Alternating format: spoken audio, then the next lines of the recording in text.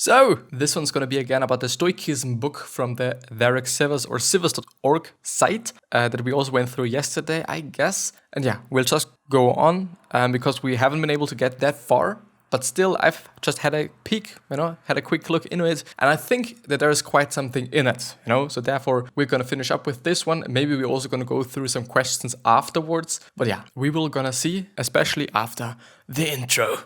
Yeah, the intro. And it's broken.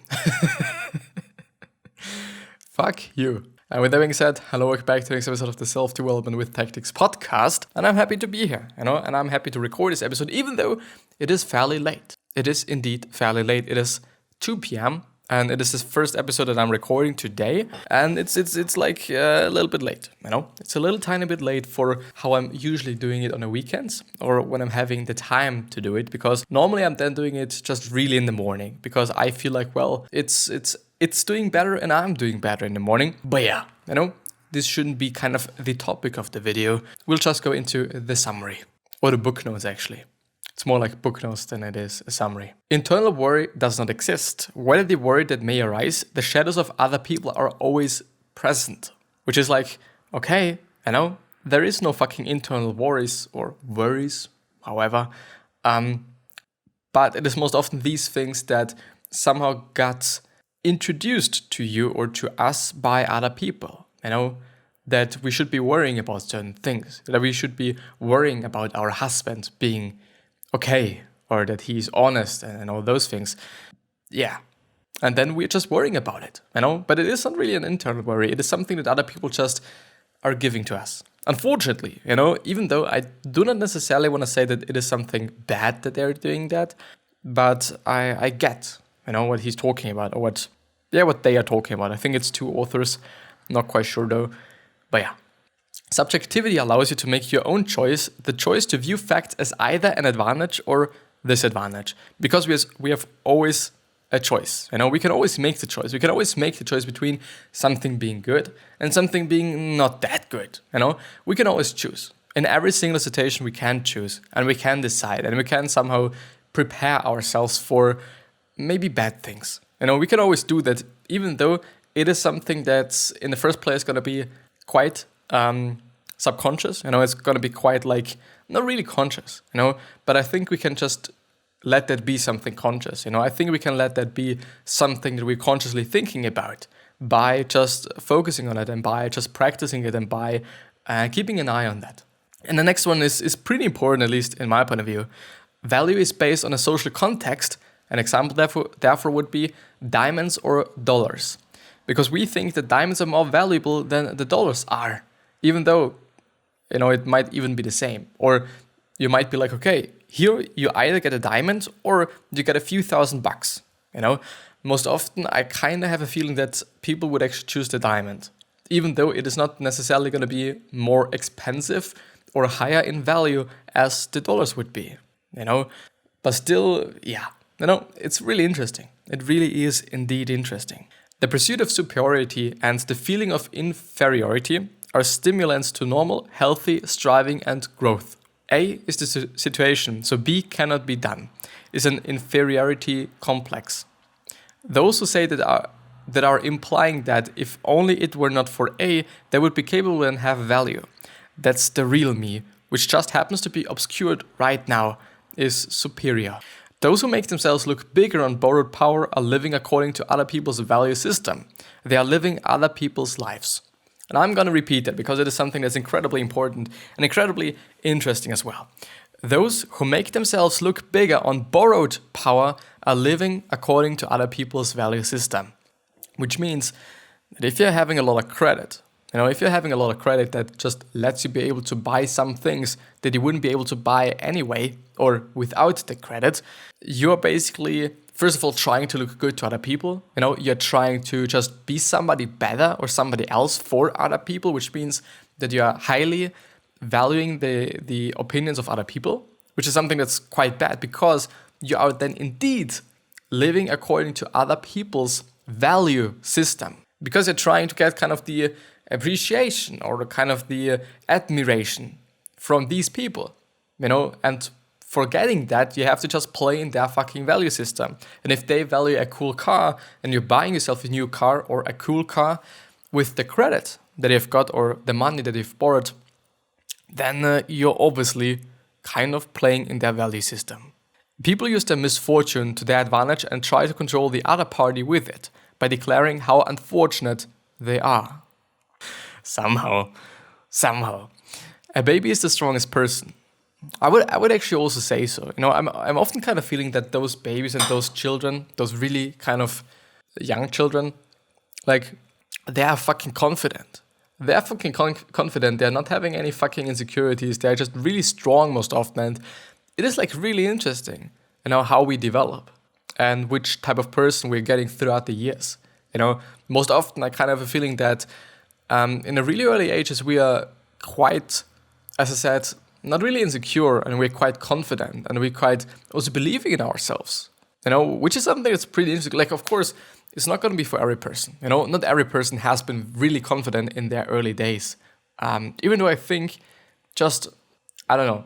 I think it is something that you might be able to recognize in babies, that most often that they are quite confident and they know what they are capable of, which is maybe something that we're just losing over the years, or throughout the years. Withdraw from places that are preoccupied with winning and losing. When you're trying to be yourself, competition will inevitably get in the way. The moment you are convinced I am right in an interpersonal relationship, you have already stepped into a power struggle. If you think you are right, regardless of what other people's opinions might be, the matter should be closed then and there. However, many people try to make others submit to them. Yes, they do. I think it's also about opinions there and values there and being appreciated and admired and all those things. There are two objectives for ideal behavior: to be self-reliant and to live in harmony with society. I'm not quite sure about that. First of all, I think that being self-reliant is something that's quite good. If you're able to just sustain yourself and if you're able to kind of live off of yourself basically and your money, especially for the really young people right now, just collecting your parents' money and those shit, or this shit, which is also something that I'm doing, by the way, and to live in harmony with society. Yeah. I'm not quite sure. Like, it depends on how you're thinking about society, because I can just, there is people that just don't like the society, or especially kind of the society that they are living in. It really comes up to where you're living then, and which people that are surrounded by you, or which people are surrounding you, and those things. Like, it's gotta be really based on that, it's gotta be really reliant on that, or it's gonna rely on that. Relationships in which people restrict each other eventually fall apart. The kind of relationship that feels somehow oppressive and strained when the two people are together cannot be called love, even if there is passion. When one can think, whenever I am with this person, I can behave very freely, one can really feel love. I would say so as well. If you truly feel that you're able to just be you, that you're able to just be the person that you are willing to be, that you're the person that you're actually also wanting to be, and you can just act on that, or you can just be that, it is something that's amazing. It really is. It is something that kind of then really shows you, first of all, that maybe even trust, that the other person is trusting in you and trusting in your abilities and trusting in your process as well, but also that the person is accepting you the way you are. And it is not about money, and it is not about your looks, and it's not about whatever. It is about you being you, I guess, then. And not you being somebody else. You being somebody that is having a lot of money. You being somebody that is looking good. You being somebody that is like something, but you being you. Very poetic. Fucking hell. But it's cool, I like it. I actually like poetry, unless I do not get it, then I don't like it, because it's always something like a little bit strange. If I'm just reading poetry, or what is actually the noun of when I'm reading a poet is a guy that's writing it. A poem, when I'm reading a poem and I don't get it, it is like, well, it's a few words, but I like it when it rhymes, Sometimes it does not, and they still call it rhymes, even though I kind of feel like, well, it is not rhyming at all. And then it's like, well, I don't really appreciate it then. Unfortunately, even though it might be a really incredibly good written text, which is, by the way, something that I can't decide. Like, I am not really good in judging that. Really, really, really not good. I'm maybe even the worst on that. I can't judge anything that's written. I might be able to judge something that is spoken or something that is presented in terms of a presentation. I might be able to judge that, I might be able to talk about that. But if it is about written stuff, like, I wouldn't just consider myself a great writer. I wouldn't consider myself to be somebody that is good at writing, definitely not good at spelling. I'm the worst at spelling. I can't fucking spell anything. And I think I'm not the one to judge something like that. You had the goal of taking a dislike to Mr. A beforehand and then started looking for the flaws to satisfy the goal so that you could avoid an interpersonal relationship. You're making up flaws in other people just so that you can avoid interpersonal relationships. Oh wow. Think with the perspective of whose task is this, and continually separate your own tasks from other people's tasks, discard the other people's tasks. Which is, by the way, something that sometimes might be happening, especially if you are in a really high position in a company, that you might find yourself in a place where you're actually doing some things that another person should be doing, a person that you're actually buying and paying for that. Just because maybe you think the person is not doing the best job at it, or there is some flaws, or you just have to correct it, and all those things. Like, I think it's also having something to do with trusting in the people, and trusting into their abilities as well. But yeah, I think it is actually difficult, especially if it is your business. Especially if it is your business and it might even be a pretty small business, so then just give people the opportunity to do that thing in that way, which might not be how you're doing it, But still, it is like, 7 out of 10, You are the 10 out of 10 and they might be doing it as 7 out of 10, and you still have to be appreciating that, and you still have to be grateful for that, and you still have to acknowledge that, and you still should be like, well, I'm really also grateful that it is not a 1 out of 10, even though it is not a 10 out of 10, but are they actually going to be able to get to a 10 out of 10 in your business, compared to your own abilities? Maybe also not, just because you will never ever think of them like being a 11 out of 10, so actually being better than you, which is also something to maybe look out for, I guess. To tell whose task it is, ask who ultimately is going to receive the result brought up by the choice that is made? ? Which is a pretty good question. What another person thinks of you is that person's task and not yours. Just face your own tasks in your own life without lying. It is amazing, because it really doesn't matter what other people think about you. And most often it's something that's quite bullshitty and quite unnecessary and quite like, okay, you don't like me, you don't like whatever I'm doing. But first of all, it is not for you. And second of all, thank you for your feedback. Do not intervene in other people's tasks or allow even a single person to intervene in your own tasks.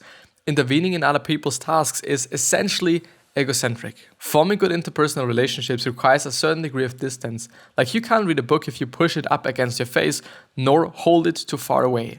No matter what sort of appeal the other person might make, you're the only one who decides what you should do and what you are also in the end gonna do.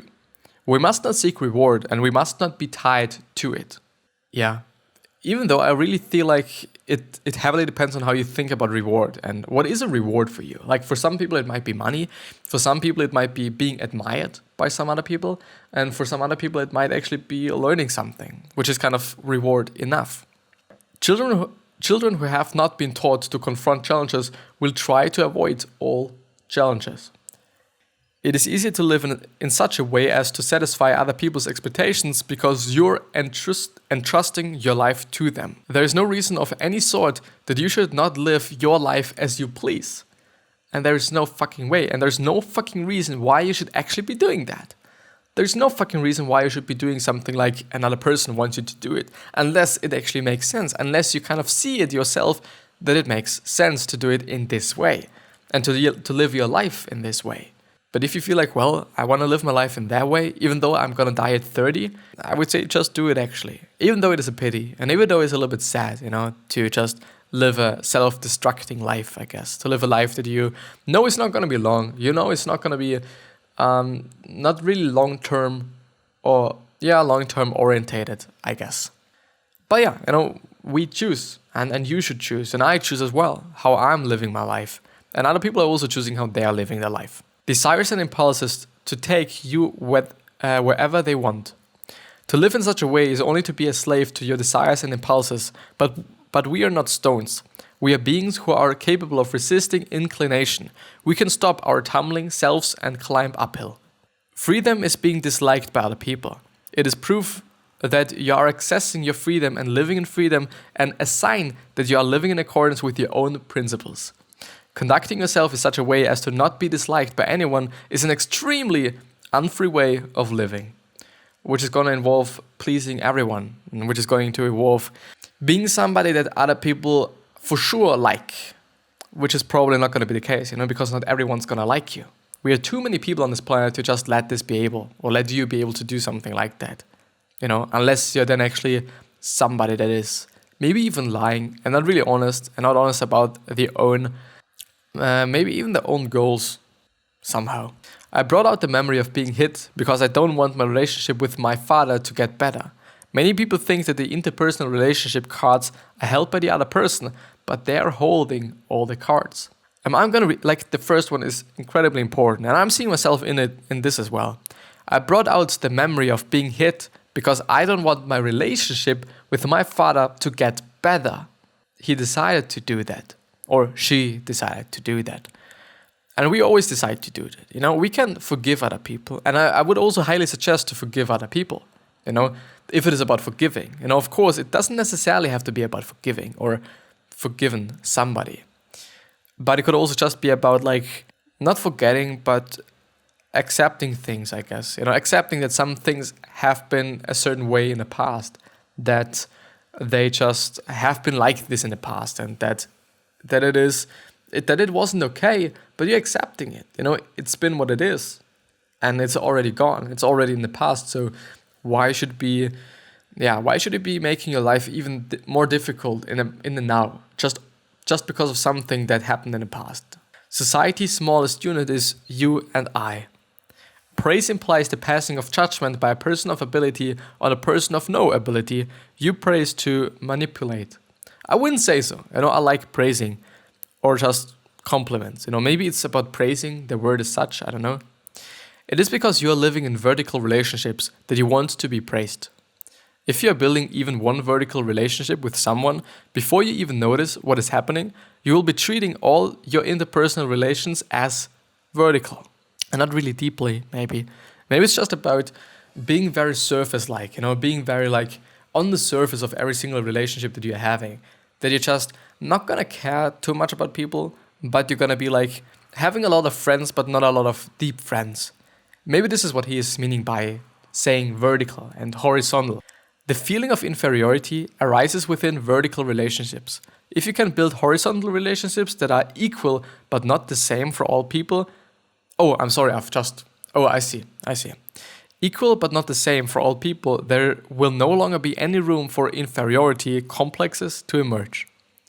Why do you intervene, intruding on other people's tasks? Because you see the other party as beneath you. Through intervention, you try to lead the other party in the desired direction. You have convinced yourself that you are right and that the other party is wrong. The child has no face. It is the problem is that I actually would like to kind of maybe just talk about some, there's something that I'm thinking about while I'm reading every single of these few paragraphs. But it is I do not want to kind of stop reading, kinda. I'm not quite sure. It is what it is. The child has to face his tasks. He is the one who makes the resolution. He can gain the confidence to take care of his own studies. Neither praise nor rebuke. Being praised leads people to form the belief that they have no ability. I'm really not quite sure about that, and I wouldn't also say so. Assistance, which is based on horizontal relationships, is referred to in Adlerian psychology as encouragement, something that helps when one has lost the courage to face one's tasks, which is encourage somebody, or being encouraged, I guess. I'm not quite sure. It is when you're able to feel I am beneficial to the community that you can have a true sense of your worth. I would say so as well. Say you've got a score of 60%, but you tell yourself, I just happened to get unlucky this time around, and the real me is 100% that is self-affirmation. By contrast, if you accept yourself as you are, as 60% and think to yourself, how should I go about getting closer to 100%? That is self-acceptance. Is it actually a long one? Oh, it's actually going on really long, The basis of interpersonal relationships or relations is founded not on trust but on confidence. Confidence is doing without any set conditions whatsoever when believing in others, without concerning yourself or oneself with such things as security. There are people who will continue to have confidence in you no matter how they are treated. And this is going to be the last one. This one is going to be the last one. Unconditional confidence is a means for making your interpersonal relationship with a person better and for building a horizontal relationship. If you do not have the desire to make your relationship with a person better, then sever it, because severing is your task. Maybe the last one. This is going to be the last one. People who have so much money that they could never use it all work so they are able to contribute to others and also to confirm that sense of belonging, that feeling that it is okay to be here. So people who have so much money that they could never use it all work so they are able to contribute to others and also to confirm their sense of belonging, and so on and so on and so on. It is amazing. It is just I'm always wondering how it actually could be the case that we're still wondering about the exact same things as they have been talking and writing and teaching about like hundreds and thousands of years ago. How could this be? How could this actually be the case? That we're still wondering about the exact same shit. That we're teaching, people that are in the self-development realm, that are in the self-improvement realm, we're still talking about the exact same fucking shit. Not caring about people's opinions. Being confident.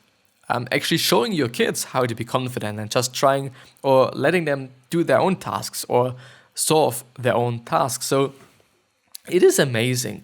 It is amazing that it is just the exact same fucking shit that we're talking about. Like people have been talking and writing and learning and or teaching about like so many years ago. And still we are in need of it. And still it is something that's new for every single person. Maybe this is the beauty of philosophy. That it is something that's gonna live on forever. And maybe it just shows that even though we have been progressing quite a lot in the past few years, that we are still really not that developed. Maybe in senses of psychology or actually psychology or self-improvement, self-development, mindsets, even though I do not want to just choose that word actually. But yeah, I'm going to see you the next time. I at least hope. And I wish you the best health, happiness, and also success. And I also hope that you're going to remind yourself on how you're going to be remembered, which basically means your legacy, which basically means just being a nice person and then also going to be remembered as a nice person. But yeah, 3 other questions that I'm having for you are, why are you here? What are you trying to change, and also say actually, and what is bothering you the most? These 3 are hopefully going to show you your purpose and maybe even a business idea. But with that being said, I'll see you the next time. So please consider subscribing to the podcast and also to the YouTube channel because I would appreciate it.